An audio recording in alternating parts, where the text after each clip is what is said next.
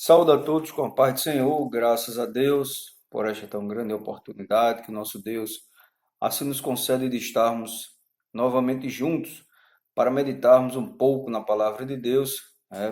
Peço desde já aos irmãos, aos caros ouvintes da palavra de Deus, que curtam o canal, dê o seu like, se inscrevam no canal para estar recebendo novos vídeos, para estar comentando, os vídeos e estar falando um pouco também da respeito da palavra, através de seus comentários.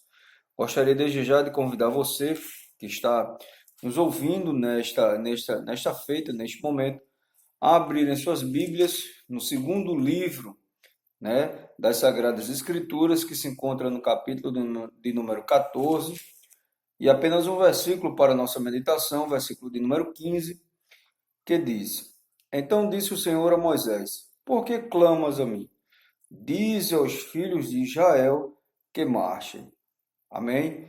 Essa palavra é uma palavra gloriosa, é uma palavra que fala sobre um grande livramento da parte de Deus ao seu povo, a nação de Israel, onde o povo ele passaria em seco pelo Mar Vermelho.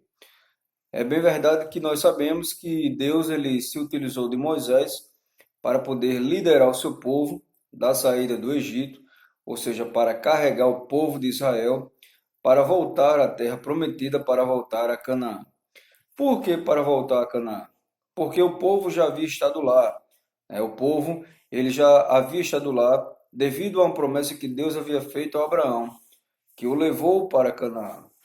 Mas no momento em que o povo ele foi para o Egito, foi um momento de grande seca, de grande fome na terra, onde quem estava governando o Egito era José, filho de Jacó.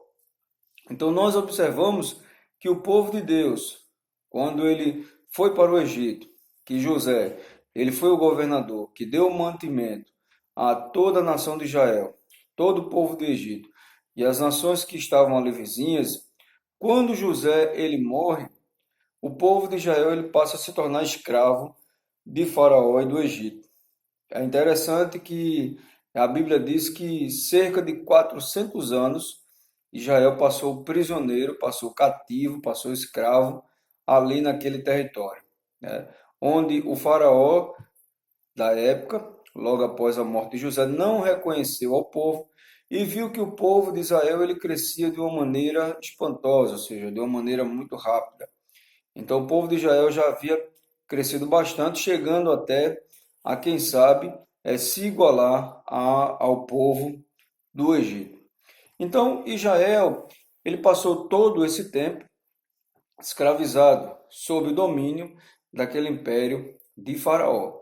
Mas José ele havia dito ao seu povo, logo após, antes da sua morte, que quando Deus visitasse novamente o seu povo, que ele levasse, os seus ossos dali daquela terra e voltasse para Canaã. Então, após 400 anos de escravidão, Deus ele levanta Moisés para poder guiar o seu povo, para retirar o seu povo do Egito. Sabemos, caro ouvinte da palavra de Deus, que Deus ele usa Moisés e Arão para realizar as pragas ali no Egito, para que o coração de Faraó ele fosse quebrantado e liberasse o seu povo para o adorar, em uma terra em que ele o guiaria. Então nós vemos que após as pragas, após a morte dos primogênitos, Faraó ele libera a nação de Israel para irem embora. Na saída, quando o povo já estava já longe, Deus ele endureceu o coração de Faraó e Faraó ele equipou todo o seu exército e voltou atrás do povo de Israel, dizendo: por que nós deixamos sair todo aquele povo que era a nossa principal mão de obra? E Deus, ele sempre cuidou do seu povo.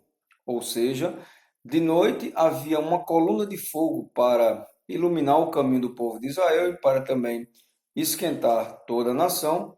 E durante o dia, no sol do deserto, havia uma nuvem calmante, uma nuvem tranquilizadora, que servia para suavizar o clima daquela região. Então nós vemos que Deus ele cuidou do seu povo em todos os momentos da sua vida, tanto na escravidão como no deserto. Mas, quando Moisés ele se depara diante do Mar Vermelho e vê a nação do Egito vindo atrás deles, juntamente com o faraó, o povo se atemoriza. O povo chega até a criticar Moisés, dizendo: Moisés, será que não tinha sepultura suficiente no Egito para que pudéssemos ser enterrados lá? Por que trouxesse a nós para sermos mortos aqui no deserto? Mas sabe o que é isso?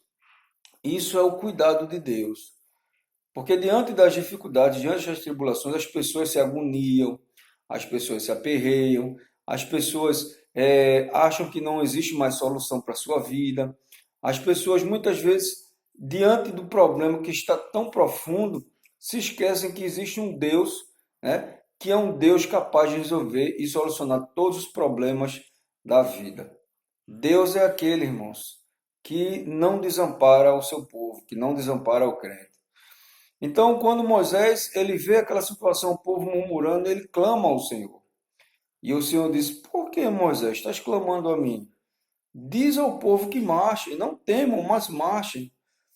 Levanta o teu cajado e toca nas águas. E quando tu tocares nas águas, as águas elas se dividirão para a direita e para a esquerda, e vós passareis em seco pelo meio desse mar. Deus ele vai fazer com que você passe em seco, né? No meio dessa grande dificuldade, no meio dessa grande tribulação. Porque Deus é assim. Deus, quando ele quer operar o impossível, o milagre, né? Ele faz com que o seu povo ele passe em seco. Assim como aconteceu também no Rio Jordão, né? Quando Elias e Eliseu abriram aquele rio.